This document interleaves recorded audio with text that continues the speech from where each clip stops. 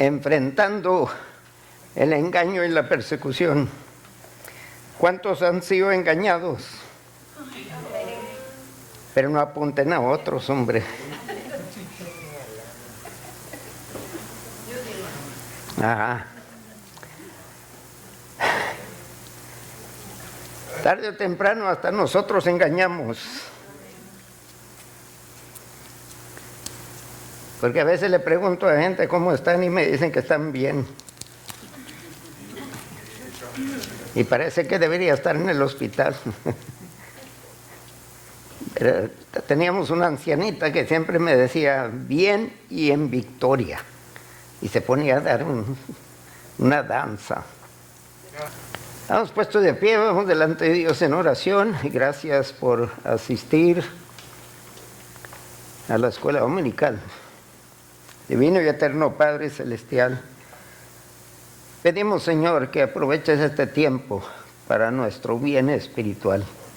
Pero también pedimos que tu Espíritu trabaje en nuestros corazones, nuestros oídos, para recibir, Señor, aquello que tienes preparado para nosotros. Y unge mis labios y unge nuestros oídos. Pero más importante, Dios mío, que tu Espíritu incomode nuestro espíritu para que respondamos y apliquemos las verdades que aprendamos a nuestras vidas. Queremos ser hacedores en Cristo Jesús, lo pedimos. Amén. Pueden tomar sus asientos. En la iglesia siempre vamos a tener conflictos internos y externos, o sea, conflictos que vienen de afuera de la iglesia y conflictos que vienen de adentro de la iglesia. Mientras estemos en este mundo, no vamos a escapar eso. Eso no debe de sorprendernos. Como alguien me dije, pero yo creía que todos en la iglesia eran santos.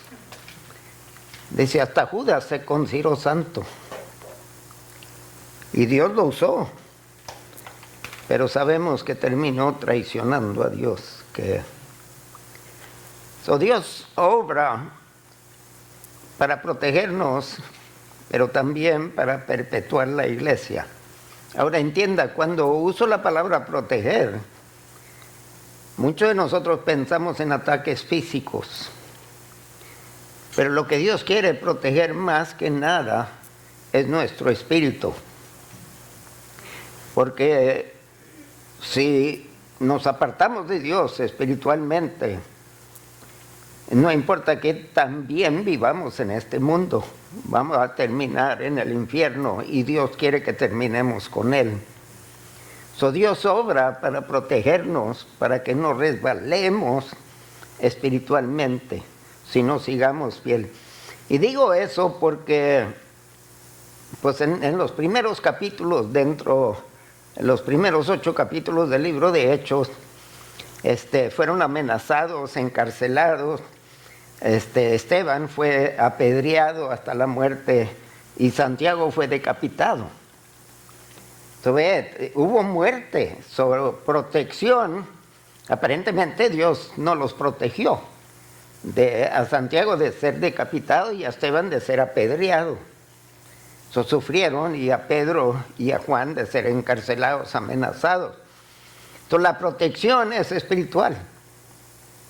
Dios quiere que permanezcamos de pie y firmes en medio de todo lo que se levante. Y que sigamos ser fiel a Dios.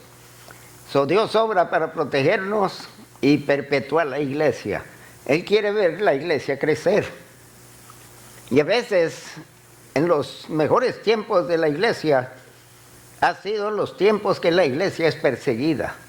Porque cuando la iglesia ha prosperado es cuando más cae. Cuando Israel llegó a la tierra prometida, oiga, eran fiel a Dios. Pero después de estar en la tierra prometida años, empezaron a seguir otros ídolos. ¿Por qué? Se acabó la guerra, se acabaron los ataques, se relajaron, se enfriaron espiritualmente.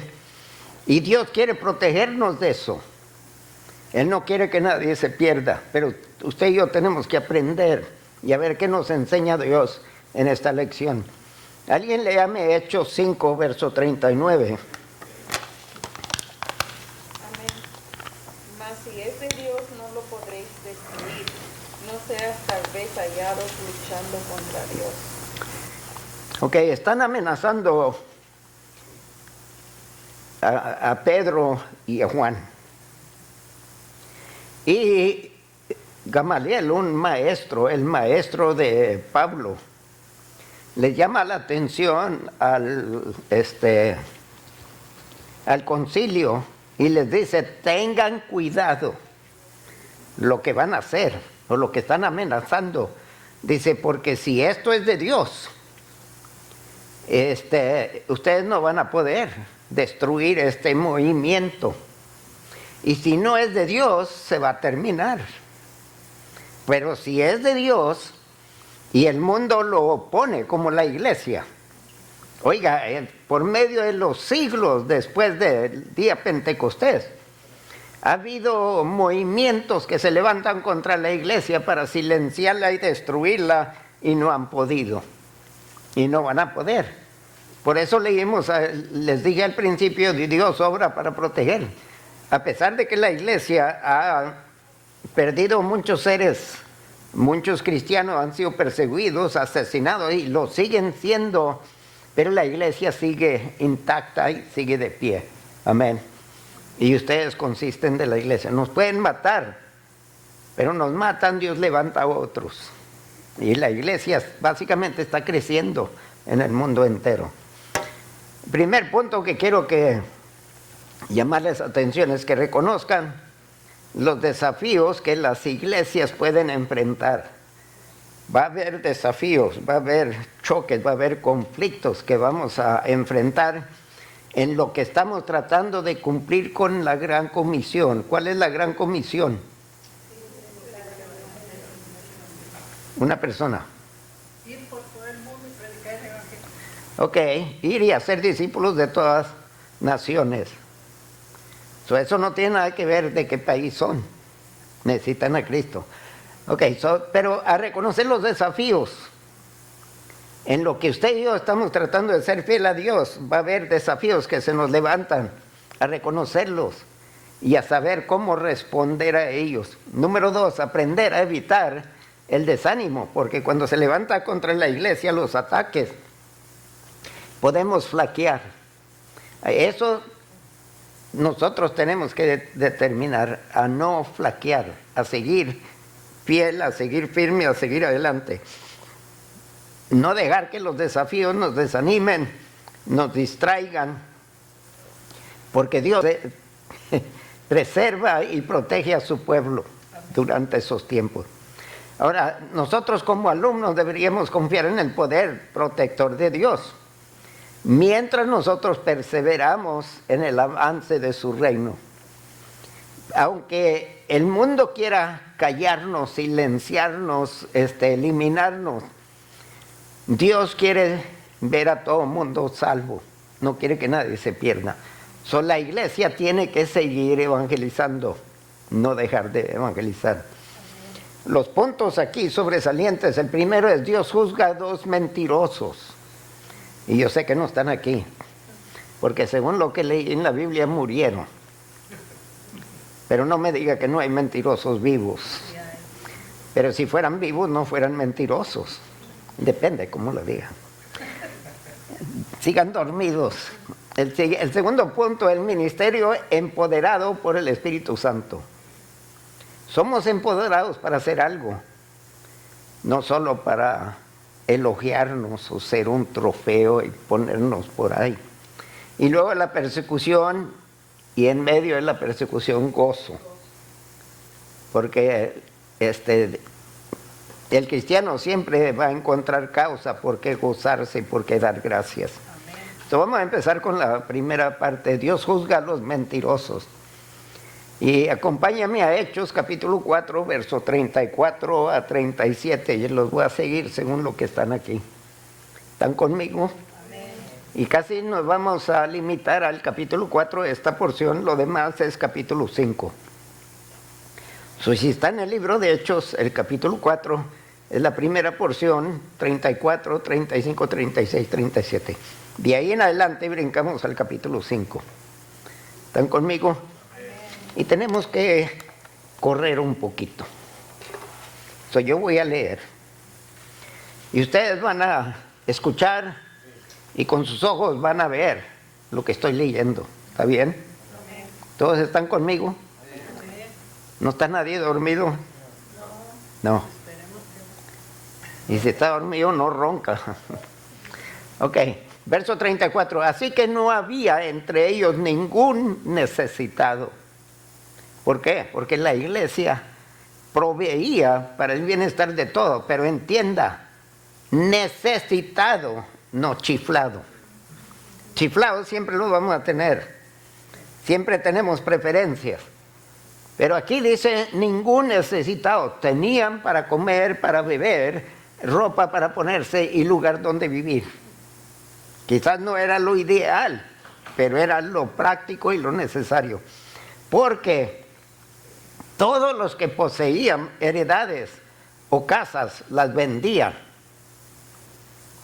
y traían el precio de lo vendido y lo ponían a los pies de los apóstoles y se repartía cada uno según su necesidad. Y vuelvo a enfatizar, necesidad. Entonces José, a quien los apóstoles pusieron por sobrenombre Bernabé, y en el futuro vamos a estar estudiando más de Bernabé. Bernabé, que traducido es hijo de consolación, levita, natural de Chipre. Eso no era un cualquiera. Como tenía una heredad, la vendió y trajo el precio y lo puso a los pies de los apóstoles. Ahora, interesante, porque los judíos le ponían gran precio a la propiedad dentro de Israel, porque Dios les había prometido esa propiedad. Y aquí José Bernabé lo está vendiendo, porque hay necesidad. De repente, el énfasis de los judíos no son en la propiedad que Dios les ha prometido, porque Dios les prometió la tierra prometida, ¿no es cierto? Y con ese fin cruzaron el desierto para llegar a la tierra. Ahora están vendiendo, ha cambiado los valores en la iglesia, porque de repente están descubriendo el reino de Dios es espiritual, no es material. ¿Sí me están acompañando? Porque está vendiendo su herencia. Se supone, cuando él muere, eso debe de ser herencia para su familia que continúa, ya sea familiares cercanos, pero él ve la necesidad y la vende. Ya no está pensando en el futuro, porque el futuro ahora es Cristo y es el cielo, no es la tierra. Tuvimos un cambio en la iglesia de valores de lo anterior y ahora en Cristo. Y lo que aquí de repente tiene más importancia es que mi hermano no quede con necesidad, que todos tengan que comer, que vestir, etcétera, etcétera. En verso 37, como tenía una heredad, la vendió y trajo el precio y lo puso a los pies de los apóstoles.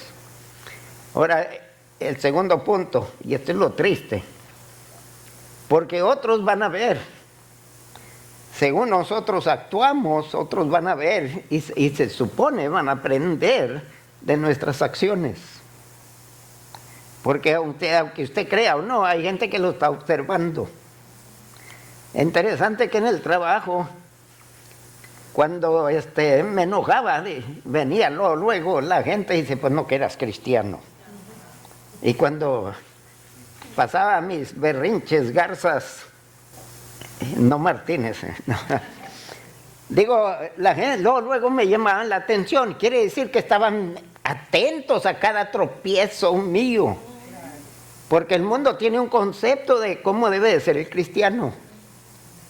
Y nosotros estamos revelando a Cristo. Vamos a ver aquí que dentro de esta iglesia, este gran movimiento donde todo el mundo está compartiendo uno con el otro, procurándose. El verso 1 en adelante. Y por favor, presten cuidadosamente, atención cuidadosa, porque que no les pase a ustedes. Y si Dios pudo hacerlo en aquel entonces, no piense que Dios no lo puede hacer hoy. Si no lo hace, no quiere decir que Dios no lo vio, porque Dios ve todo. Pero cierto hombre llamado Ananías, con Zafira, su mujer, vendió una heredad. Ahora, los apóstoles no pidieron que vendieran propiedades. Esto nació de ellos. Como no tenían dinero para darles, vendieron para conseguir dinero y del dinero darles. Esto no es porque el pastor lo pide. Esto despertó entre ellos. Su Ananías está observando la gente que trae el dinero. Él y la esposa se pusieron de acuerdo y vendieron la heredad. Hasta este punto no encuentro falta. Lo están haciendo porque quieren y no porque los mandaron que lo hicieran. ¿Entienden? ¿Qué? Y sustrajo del precio, sabiéndolo también su mujer, y trayendo solo una parte, la puso a los pies de los apóstoles. Ok, sustrajo, o sea, vendió 10,000, se quedó con 5,000 y trajo 5,000. No dice la cantidad ni el porcentaje, pero se quedaron con parte y trajeron lo demás. No hay problema todavía. Pero aquí empieza el problema. El verso 3. Y dijo Pedro, Ananías, ¿por qué llenó Satanás tu corazón para que mintieses al Espíritu Santo y sustrajeses del precio de la heredad? El error que cometió Ananías y Zafira es que ellos lo trajeron y dieron la impresión que estaban trayendo todo. Ahora, aprovecho, si traen sus diezmos, que sea 10%. Si no, délo, pero no le ponga diezmo, a menos que de veras sea diezmo de lo que ganó, porque entonces está haciendo lo mismo aquí y hay peligro. Les digo porque no quiero ver lo que caigan, porque ya no quiero otro servicio fúnebre por un tiempo, pero les digo también porque les puede pasar. Si Dios lo hizo, no me diga que Dios no lo puede hacer. Por favor, no me diga eso. Pedro le reprende y lo triste es que Zafira aquí, Ananías, estando en la iglesia, siendo bautizados, porque ya fueron bautizados, permiten que el diablo comunique con ellos y llene el corazón de ellos para mentirle al Espíritu Santo. Escucharon voces que no eran bíblicas y respondieron a ellas. Porque en ninguna porción de la Escritura nos dice que traigamos y pretendamos que traemos, vamos a decir, el diezmo, 10% de lo que gané. Pero saco dinero para ir a El Salvador de viaje. Y mi esposa y yo estamos de acuerdo. Y le ponemos diezmo. Ahora, el pastor no se da cuenta, el tesorero no se da cuenta, él ve la palabra diezmos y asume que estoy dando 10%. Él me pone crédito que di 10%. Pero Dios sabe que no. Nosotros sabemos que no. ¿Y qué pasa aquí? Ahora, sigamos leyendo, porque este es el verso 3. El verso 4. Reteniéndola, no se te quedaba a ti, porque Dios no está pidiendo esto, Él está pidiendo el 10% y ofrenda. Y vendida no estaba en tu poder, porque Dios no se lo pidió. Pedro no se lo pidió. Entonces le hace la pregunta, ¿por qué pusiste esto en tu corazón? No has mentido a los hombres, sino a Dios.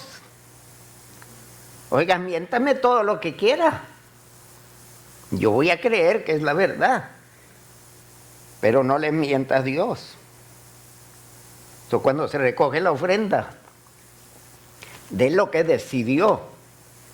No dé más para impresionarnos, dice 2 de Corintios capítulo 8 y el capítulo 9.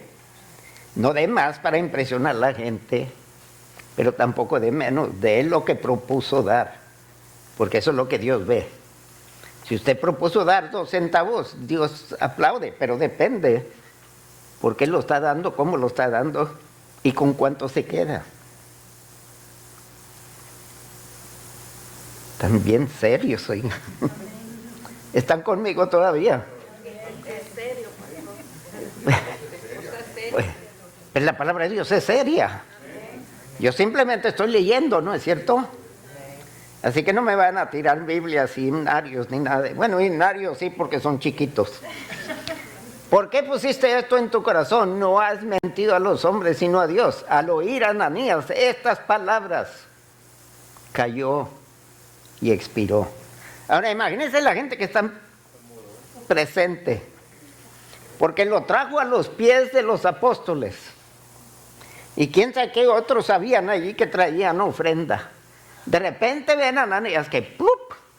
Después de lo que Pedro dice de él, oiga, ¿qué hubieran pensado ustedes si tenemos los platos de ofrenda aquí? Y ustedes vienen con sus diezmos y ofrendas que había, su promesa de misiones, que había prometido $5, pero ahora va a dar $1. Y viene caminando y yo le digo, ¿y por qué mentiste? ¿Por qué pusiste eso en tu corazón? Ese dinero era tuyo, tú hubieras decidido si lo das o no lo das, eso no es cuestión, porque esto era en adición a los diezmos y ofrendas. Y de repente cae muerto. ¿Qué pensarían ustedes? Yo creo que habría un avivamiento y la gente se llenara el altar de arrepentimiento. Al oír Ananías estas palabras, cayó y esperó, y vino un gran temor sobre todos los que lo oyeron. Y yo le preguntaré a mi esposa, oye, ¿estamos contando bien los diezmos? ¿Sabe algo que procuro? Yo siempre procuro añadirle más, pero ese es, la Biblia pide 10%. Yo le añado para estar seguro que no meto la pata. Y además de eso, oiga, Dios lo merece. Dios lo pide y de corazón. Siempre lo procuro dar un poco más del 10%. Pero esa es mi convicción. Ahí ustedes. Y vino un gran temor sobre todos los que lo oyeron. Aparentemente se desparramó esto. Verso 6, y levantándose los jóvenes, lo envolvieron y sacándolo lo sepultaron. Jóvenes. No esperaron que los mandaran. Ellos se levantaron, lo envolvieron y lo fueron a sepultar. No hubo ceremonia. Murió por juicio. ¡Qué bueno era! Como en todos los cementerios, en todos los servicios fúnebres. Era bueno, como la madre llevó la hija a la casa fúnebre al papá. Y llegaron al primer salón y que era buen hombre y que esto y que el otro. Y la mamá voltea a la hija, nos equivocamos, mija. Tiene que ser otro cuarto.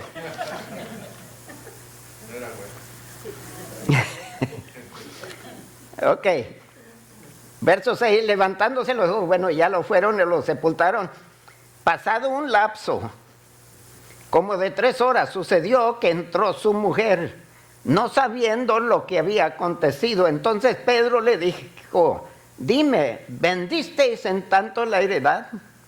Y ella dijo, sí, en tanto. Y Pedro le dijo, ¿por qué convinisteis en tentar al Espíritu del Señor?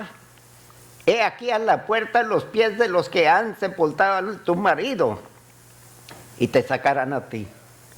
Bueno, total que murió ella también, terminó una pareja. Ahora, esta fue la idea del esposo, pero la esposa consintió, porque no le dijo, oye viejo, no hagas eso. Y si lo vas a hacer, no me metas a mí en eso. No, ella estaba consintiendo. Y los dos murieron. Oiga, ¿cuántas iglesias se vaciaran si Dios lo hiciera otra vez? Porque con Dios no jugamos. Es mejor andar con la verdad. Aunque no sea el verdadero diezmo, pero no lo marcamos diezmo. ¿Me entienden? Pero no mienten. Dios toma esas cosas en serio. Y eso fue dentro de la iglesia. Gentes que habían sido salvos y bautizados. Habían participado en la doctrina de los apóstoles. Se habían conllevado uno con otro, comiendo, celebrando la Santa Cena. Y salen con esto. Ok, vamos, el ministerio empoderado por el Espíritu Santo trae crecimiento. Porque oiga, cuando dos caen muertos en el altar, o van a decir, el pastor no está ungido, no deje que extienda la mano hacia ustedes porque van a morir. Él debe de bendecir, no matar. Hechos capítulo 5, verso 12 al 14. Y por la mano de los apóstoles se hacían muchas señales y prodigios en el pueblo, y estaban todos unánimes en el pórtico de Salomón. Oye, a pesar de los dos muertos, la iglesia seguía unida. Pero estoy seguro que con más seriedad en cuestión de ofrendar. Y lo seguimos. Y los que creían en el Señor aumentaban más, gran número así de hombres como de mujeres. Esto no había pasado en el templo. Esto pasó en la iglesia. Eso tiene que haberles llamado atención. Y eso, a pesar de esos dos que murieron por mentir, la iglesia seguía creciendo en números. Hombres como mujeres viniendo a los pies de Cristo. Me da tristeza que vienen más mujeres que hombres. Porque aquí somos 2, 4 varones. Oiga, triste en los días que vivimos. Letra B, expande el alcance, porque alcanza más. Hechos capítulo 5, verso 15 al 16. Tanto que sacaban los enfermos a las calles, Dios empezó a moverse. Sacaban los enfermos a las calles y los ponían en camas y lechos para que al pasar Pedro, a lo menos su sombra cayese sobre alguno de ellos. Y aún de las ciudades vecinas, muchos venían a Jerusalén trayendo enfermos y atormentados de espíritus inmundos, y todos eran sanados. ¿Por qué no los llevaban al templo? Porque eso no ocurre en el templo, estaba ocurriendo en la iglesia. Ahora, es mejor que ustedes se busquen un pastor bien alto y bien ancho, para que la sombra sea más grande, porque yo no doy mucha sombra. Pero ¿dónde más en la escritura leen ustedes de que la sombra de alguien sanaba? Porque la gente hace un gran escándalo con eso. No se vuelve a repetir. No digo que Dios no puede hacerlo. Cuando sea necesario, Dios lo va a hacer. Pero no debemos de esperar eso. ¿Y por qué? Porque entonces ustedes son paganos como yo, porque la sombra mía no sana a nadie. Y además no era la sombra de Pedro, era Dios que sanaba. Quiere decir que Pedro estaba tan lleno del Espíritu que hasta donde estaba la sombra. Pero qué triste que hay mucha gente que empieza a adorar la sombra, en lugar de adorar a Dios que sana, a no cometer ese error. Y yo creo que sinceramente por eso Dios no hace tanto de eso. Porque si no, la gente seguirían a gente y no seguirían a Dios. Y cuando muere esa persona, lo canonizan, lo hacen un santo. Y Dios no quiere ídolos. ¿Por qué destruyó Dios la culebra de bronce en el desierto? Desapareció. porque cuando lo miraban, la gente que les mordía las culebras sanaban. Y luego van a seguir buscando ídolos en lugar de buscar a Dios. Pero bueno, ese es otro estudio. La persecución y el gozo. El testimonio fiel trae problemas. Cuando usted es fiel a Dios, leamos lo que nos dice aquí, Hechos capítulo 5, verso 17 al 28. ¿Están conmigo todavía? Los que están despiertos, despierten a los que no están. No, mejor déjelos dormidos. Mejor asegúrese que está dormido y no esté.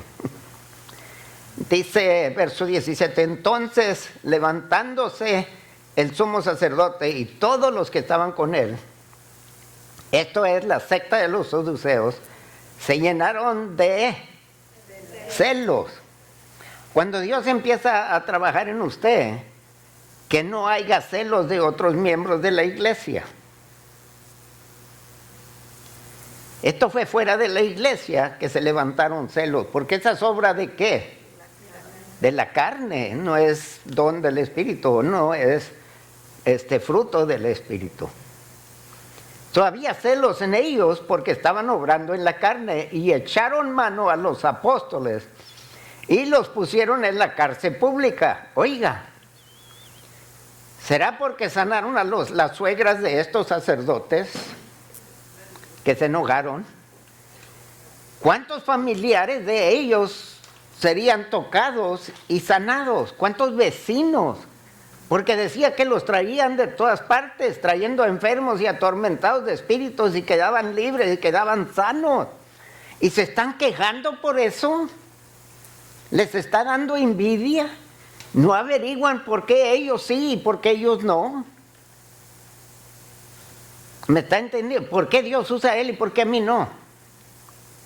Pregúntele a Dios o examínese en el espejo de la palabra. ¿Qué estará pasando? Eso dice el verso 19. Mas un ángel del Señor, abriendo de noche las puertas de la cárcel y sacándolos, dijo, ir y puestos en pie en el templo. No dijo ir y escóndanse. Ir y puestos en pie en el templo, anunciar al pueblo todas las palabras de esta vida. En otras palabras, seguir. Interesante que no les dice ir y puestos en pie en el templo, sigan sanando y sigan echando fuera demonios. No, anunciar al pueblo. Porque la salvación viene por el oír, la fe viene por el oír. Sin fe es imposible agradar a Dios. Entre tanto vinieron al sumo sacerdote y ya se dieron cuenta que están libres. Estoy brincando al verso 21. Habiendo oído esto, entraron de mañana en el templo y enseñaban. Entre tanto vinieron el sumo sacerdote y los que estaban con él y convocaron al concilio y a todos los ancianos de los hijos de Israel y enviaron a la cárcel para que fuesen traídos. Pero cuando llegaron los alguaciles no los hallaron en la cárcel, entonces volvieron y dieron aviso, diciendo, por cierto, la cárcel hemos hallado cerrada con toda seguridad y los guardas afuera de pie ante las puertas, mas cuando abrimos a nadie hallamos dentro. Ahora, ¿cuántos de ustedes se hubieran interrogado? ¿Qué pasó aquí?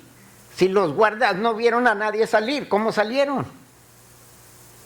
Allí hay un misterio. ¿Por qué no investigarlo? ¿Y por qué regresan a enseñar, a anunciar lo que Dios les manda? Si por esa razón los encarcelaron. Y siguen haciendo lo mismo. ¿Por qué? Porque hay que seguir fiel a Dios, no importan las amenazas. Amén. Usted es luz. Y hermanos, no hay nada ni nadie que pueda apagar esa luz porque es de Dios. Estando en la cárcel, estando libres, en el hospital, donde quiera, seguir resplandeciendo, seguir proclamando el Evangelio. Y por favor, no mientan. Porque pueden engañar a otros, pero a Dios nadie lo engaña. Amén. Amén. Y ahí lean lo demás.